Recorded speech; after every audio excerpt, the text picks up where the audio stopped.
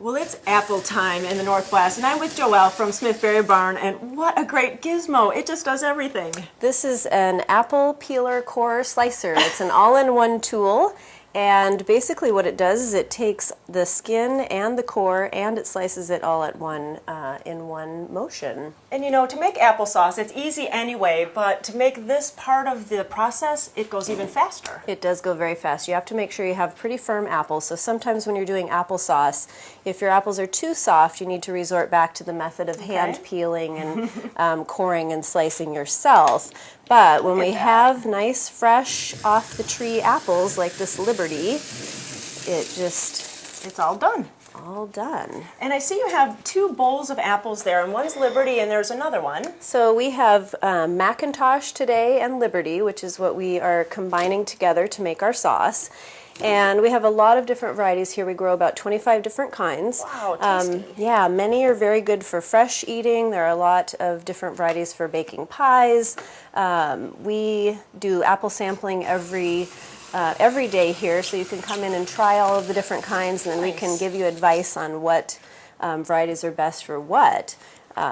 And I like that you have 2 different types of apples because it's like sweet and tart, so maybe you're not adding as much sugar on the finished product of the applesauce. Exactly. So the Macintosh is a little more tart, and then we add the Liberty in to add a little bit of sweetness. And then we do still add a little bit of sugar in ours, but that can be to your preference. And so should I add all this in? And we can get let's do this it. started. And you got some lemon juice here? We have some lemon juice. That keeps it a little bit fresh tasting. Pour it in. Pour it in. All right. And we have a mixture of brown sugar and white sugar. All right, and that's kind of a nice flavor between the 2 sugars. And then a little water. And then about a cup of water. We have about 16 apples that we've done here. All right. And so we're going to get that all together and put it on the stove. And put it on the stove. Cook it about 20 to 30 minutes, and we use a potato masher to continue condensing the apples as it's cooking. Well, let's get this on the stove. So Joelle, while that's on the stove cooking, what kind of consistency would we be looking for? Basically, we're bringing everything to a boil, and once it has started to boil, then we cover it and turn it down to a simmer. And then we just keep checking it and stir it a little bit with our potato masher.